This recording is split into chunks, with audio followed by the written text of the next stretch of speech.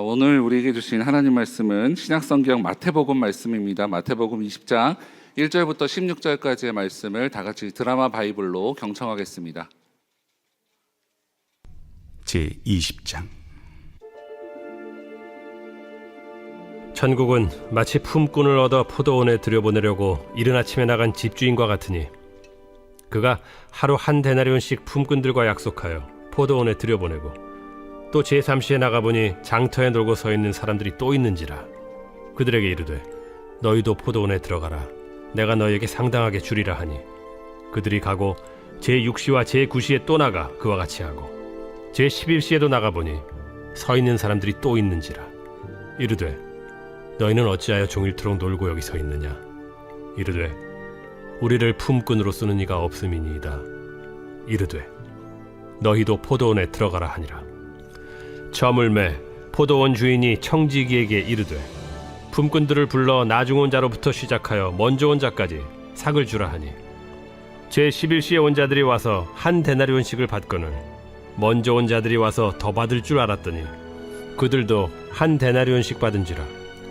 받은 후 집주인을 원망하여 이르되 나중 온 이 사람들은 1시간밖에 일하지 아니하였거늘 그들을 종일 수고하며 더위를 견딘 우리와 같게 하였나이다.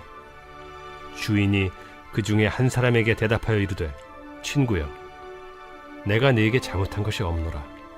네가 나와 한 데나리온의 약속을 하지 아니하였느냐. 네 것이나 가지고 가라.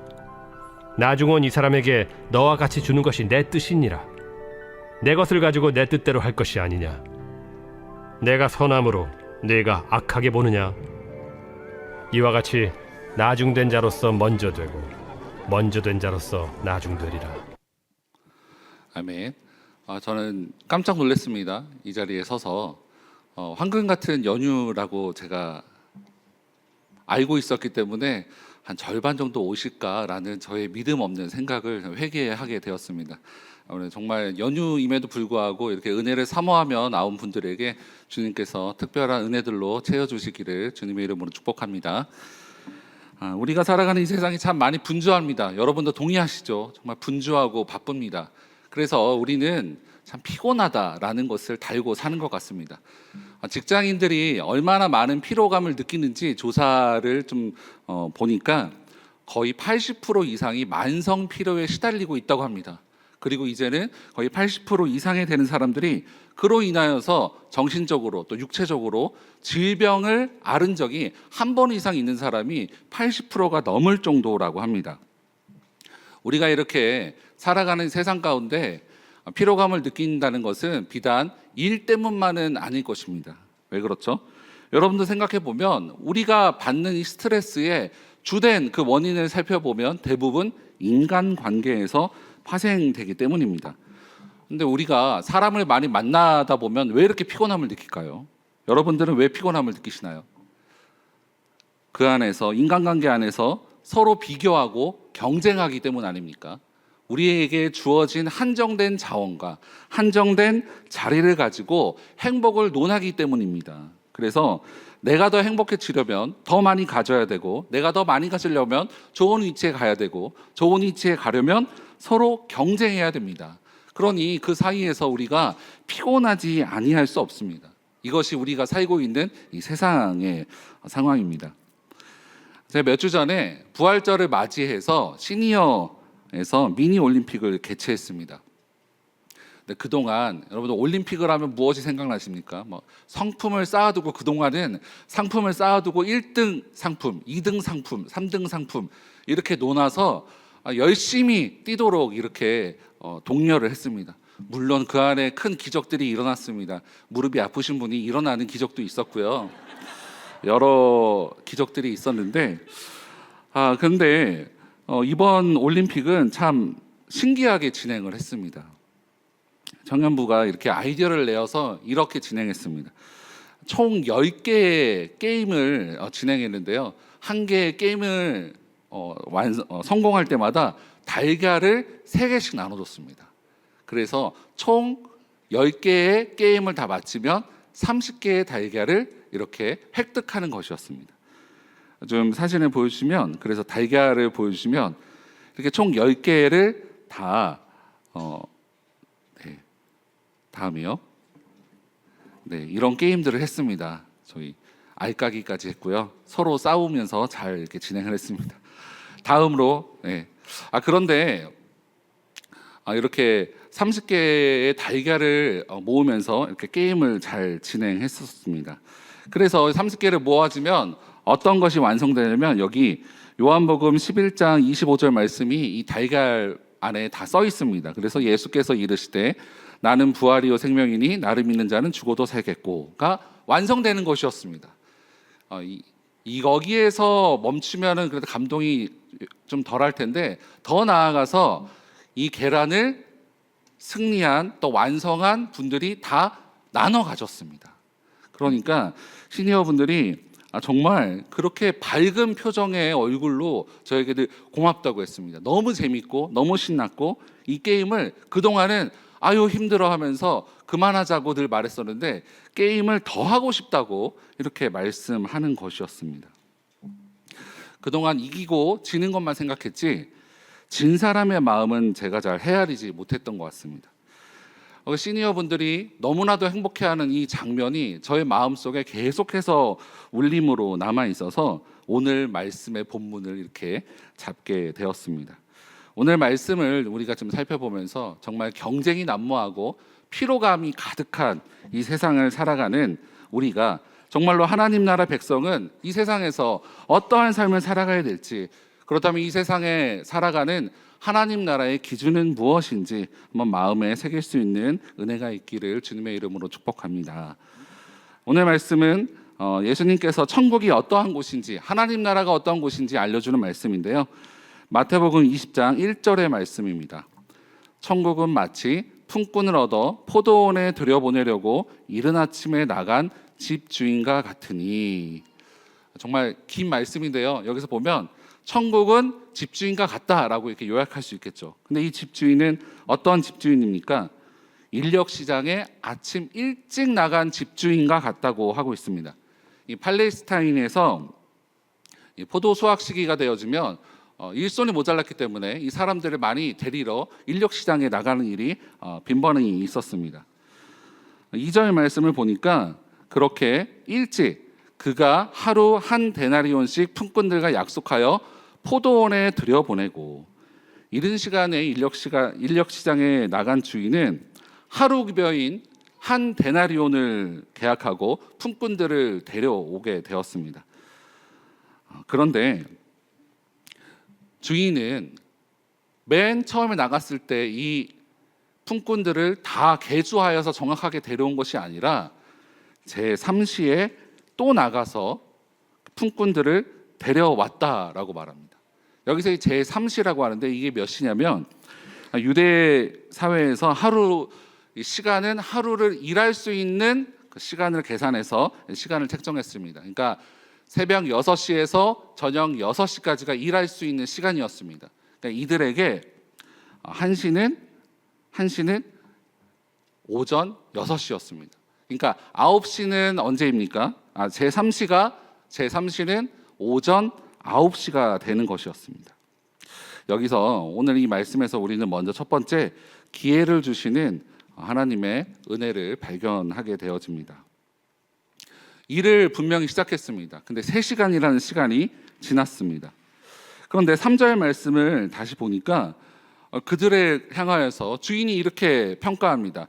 제3시에 나가보니 장터에 놀고 서 있는 사람들이 있었다고 합니다. 이 사람들이 정말 놀고 있었을까요? 이 사람들은 왜 이렇게 서 있었을까요? 이 사람들은 그냥 게을러서 놀고 있던 사람들이 아니라 일을 하고 싶지만 주인에게 선택을 받지 못하여서 그냥 그 자리에 서 있을 수밖에 없었던 사람입니다. 인력시장에 가보셨습니까? 인력시장에서 누가 가장 먼저 간택을 당하는지 아십니까? 힘이 좋고 젊은 사람들이 가장 먼저 선택을 받게 될 것입니다. 그런데 이 사람들은 선택을 받지 못하고 9시가 되어도 그 자리에 있었던 것입니다. 이 사람들이 어떤 사람들이라고 했죠? 하루 벌어서 하루 먹는 사람들이었습니다. 그러니 이 사람들이 일을 하지 못했다는 것은 생계의 위협을 받고 있는 상황인 것을 의미합니다. 왜 이들은 이 자리에 이 길거리에 서서 계속해서 머물고 있었을까요? 가족을 볼 면목이 없었겠죠. 가족에게 미안하고 걱정할까봐 집으로도 가지 못하고 인력 시장을 배회하고 있었던 사람들, 그 사람들이 바로 이 삼시에 있었던 사람들입니다. 그런데 이 4절 말씀을 보니 포도원 주인은 이들을 아무런 조건 없이 고용합니다. 우리 같으면 어떨 것 같습니까? 3시간이 지났죠. 그러니까 3시간을 감한 삭슬 줄 테니 나와 함께 가자라고 거래를 하지 않겠습니까? 그런데 이 주인은 그러한 조건을 아무것도 걸지 않은 채 4절입니다. 그들에게 이르되 너희도 포도원에 들어가라. 내가 너희에게 상당하게 주리라 하니 그들이 들어갔다고 합니다. 여기서는 맨 처음에 계약할 때는 한 데나리온이었습니다. 근데 여기서는 상당하게 줄 테니 가자라고 말하죠. 여기서 이 상당하게 준다는 것은 합당하게 준다, 또 의롭게 준다, 정당하게 준다라는 뜻을 가지고 있습니다. 그런데 오늘 말씀을 보면 놀랍게도 이제 3시간 뒤에 가는 것까지는 좀 이해를 하겠습니다. 그런데 주인은 또다시 인력 시장으로 나가는데 낮 12시가 되어도 나갑니다. 그 다음에는 오후 3시에도 나가서 품꾼들을 데려옵니다. 근데 가장 놀라운 것은 오후 5시가 되었을 때 품꾼들을 데려왔다는 것입니다. 오후 5시, 이들은 6시까지 일하죠.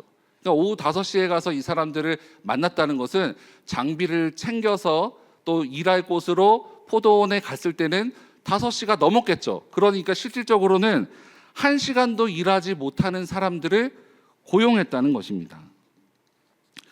하나님의 은혜는 여기서 멈추지 않는데요. 두 번째, 삭세의 은혜입니다. 우리 8절 말씀을 우리 함께 읽겠습니다. 시작. 저물매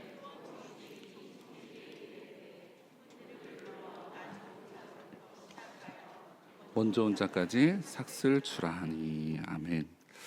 날이 저물고 이게 삭슬 받을 시간이 왔습니다. 우리 같으면 누굴 먼저 줄 것 같습니까? 가장 먼저 온 사람을 먼저 줘야겠죠. 근데 이것부터 좀 세상의 원리와는 다른 기준으로 삭슬을 주고 있습니다. 가장 늦게 온, 누가 봐도 저 사람이 어떻게 왔지라고 생각하는 사람에게 삭슬 먼저 주기 시작했다는 것입니다. 그런데 더 놀라운 일이 발생하죠. 제 9시에 오후 5시에 온 사람, 그 사람이 삭슬 받을 때 맨 처음에 온 사람들은 어떻게 생각했을까요? 도대체 저 사람은 온전하게 삭슬 받을 수 있을까라고 생각했겠죠. 아마 오후 5시에 온 사람도 자기 자신을 그렇게 평가했을 것입니다. 그런데 주인은 오후 5시에 와서 1시간도 채 일하지 못한 그 사람에게 온전한 한 데나리온을 주었다는 것입니다. 이 사람은 얼마나 감사했을까요? 오늘 말씀은 우리에게 이런 말씀을 교훈하고 있습니다. 하나님 나라와 하나님의 부르심은 이와 같다는 것입니다. 굶어 죽을 수밖에 없던 자들에게 하나님께서는 일할 기회의 은혜를 주시는 분입니다. 우리가 가진 물질, 우리가 가진 시간, 우리가 만나는 사람들, 가족들, 우리가 일하는 직장과 은사들, 이 모든 것들은 내가 잘나서가 아니라 하나님께서 은혜로 주신 기회이자 선물이라는 것입니다. 경제적이고 효율성을 따져서 주신 것이 아니라 오직 하나님께서 은혜로 우리에게 주신 것들입니다. 하나님 나라는 이 사람이 사랑받을 만해서 주신 것이 아니라, 사랑받을 만해서 부르신 나라가 아니라 오직 은혜로 부르신 나라, 그 나라가 바로 하나님 나라라는 것입니다. 세상은 어떤 논리로 움직이죠? 세상은 경제적인 논리로 움직입니다. 이해관계가 아주 확실한 나라입니다. 득이 되면 취하고 득이 되지 않으면 과감히 버리는 나라가 이 세상입니다. 효율성을 따져가며 사람도 선택합니다. 그러나 하나님 나라는 경제성과 효율성을 고려하지 않은 채 부르고 계십니다. 고린도전서 1장 27절 말씀 우리 함께 읽겠습니다. 시작. 그러나 하나님께서 세상의 미련한 것들을 택하사 지혜 있는 자들을 부끄럽게 하려 하시고 세상의 약한 것들을 택하사 강한 것들을 부끄럽게 하려 하시며. 아멘. 하나님은 오히려 세상의 미련한 것들을 선택하셔서 사용하시고 하나님 나라의 백성으로 부르신다는 것입니다. 우리는 하나님의 값없는 은혜를 받은 자들입니다. 믿으십니까? 믿으십니까? 그런데 우리는 이 은혜를 잊고 하나님을 떠나 우리의 힘과 노력으로 높은 곳을 향하여서 또 세상의 성공을 향하여서 세상의 기준을 따라 살아갈 때가 너무나도 많습니다. 여러분, 직장에서는 정말 어떤 기준으로 살아갑니까? 직장에서는 세상적인 방법으로 승진하려고 하고, 자녀 양육을 할 때는 어떻습니까? 대학만을 위한 삶, 성공과 물질적인 풍요만을 위한 삶을 가르치고 있지는 않습니까? 세상이 너무나도 악해서 이 험한 세상을 살아가야 되니 이런 방법을 선택하는 것이 이해도 되지만, 이런 삶을 살려고 우리를 포도원에 부르신 것은 아니라는 것입니다. 오후 5시에 온 사람이 얼마를 받았다고 했죠? 한 데나리온을 받았다고 했습니다. 그런데 이 모습을 다른 품꾼들이 다 보고 있었습니다. 여러분, 어떻게 생각했을 것 같습니까? 오후 5시에 온 사람이 한 데나리온을 받았습니다.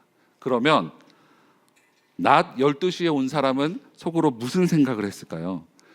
아니, 1시간도 일을 안 했는데 한 데나리온을 받았으면 그러면 나는 적어도 2 데나리온을 받겠다. 오늘 완전 횡재했네 라고 생각하지 않았겠습니까? 또 새벽 6시에 온 사람은 어땠을까요? 나는 저 사람보다 11시간이나 더 일했습니다. 그럼 최소한 3 데나리온 이상의 삭스를 받을 것이라고 생각했을 것입니다. 그런데 그들은 곧 실망하게 되어지죠. 10절 말씀도 우리 함께 읽을까요? 시작.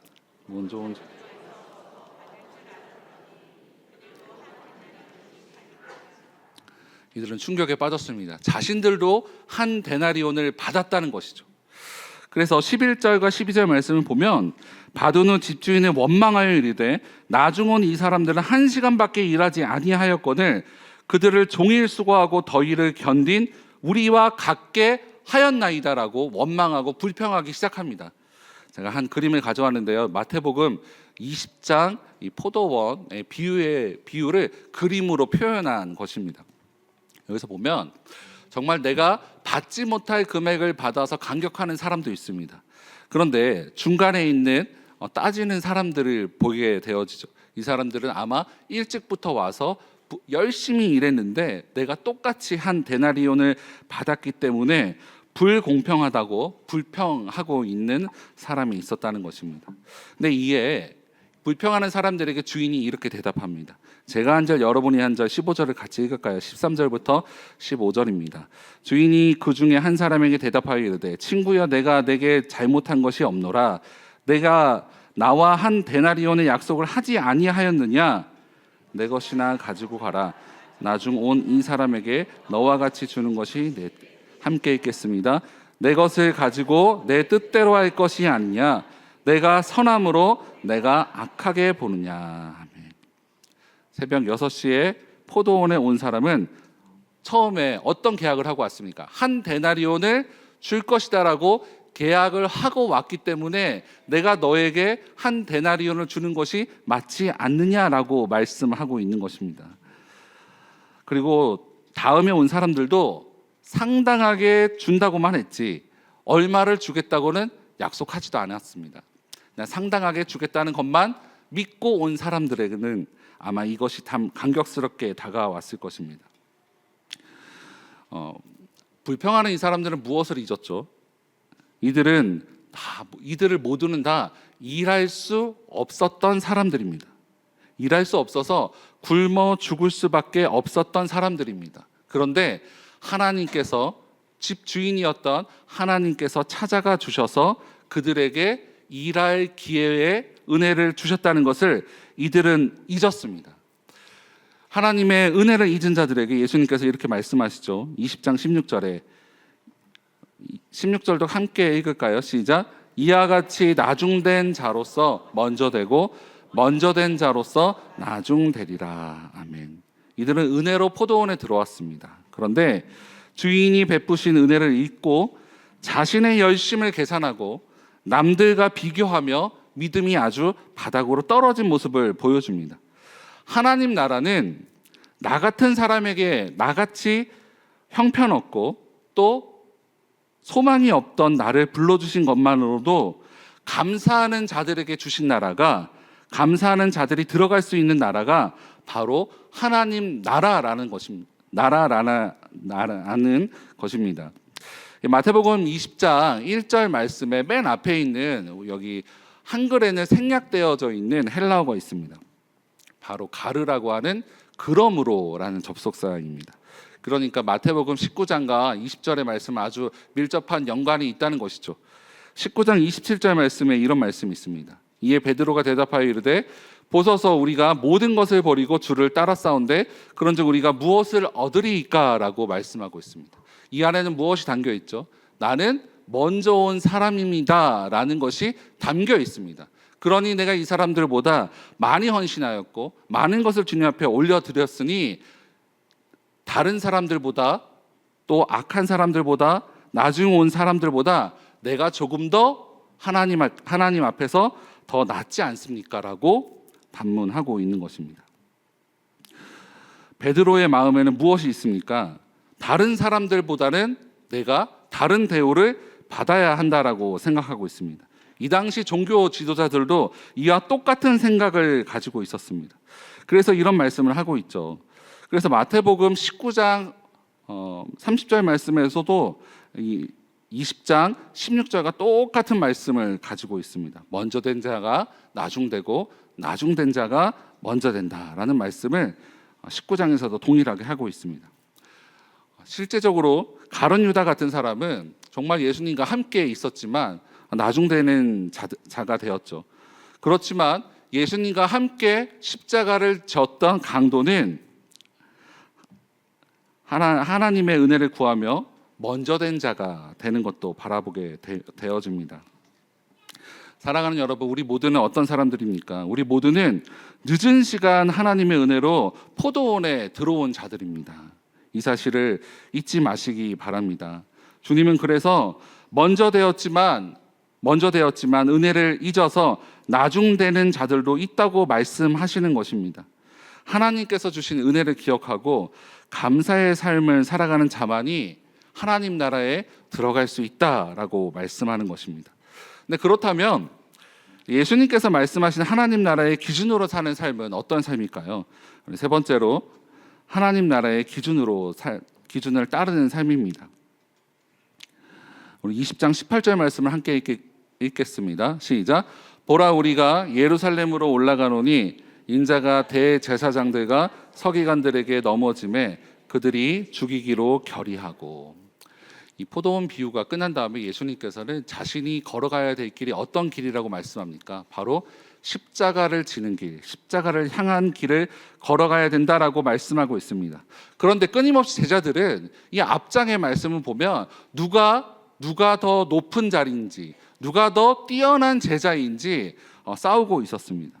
그리고 20장 또 우리가 18절 이후의 말씀을 보면 우리 성경에서도 치맛바람이 나오는데요. 이 제자들의 어머니가 가서 우리 자녀들을 예수님의 우의정, 자의정 또 할 수 있도록 또 청탁을 하는 일이 발생하여집니다.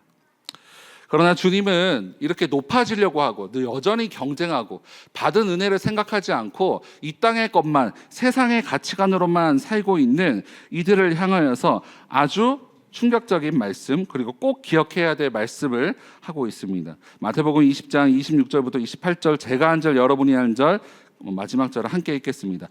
너희 중에 그렇지 않아야 하리니 너희 중에 누구든지 크고자 하는 자는 너희를 섬기는 자가 되고 너희 중에 누구든지 함께 읽겠습니다. 인자가 온 것은 섬김을 받으려 함이 아니라 도리어 섬기려 하고 자기 목숨을 많은 사람의 대속물로 주려 함이니라. 아멘.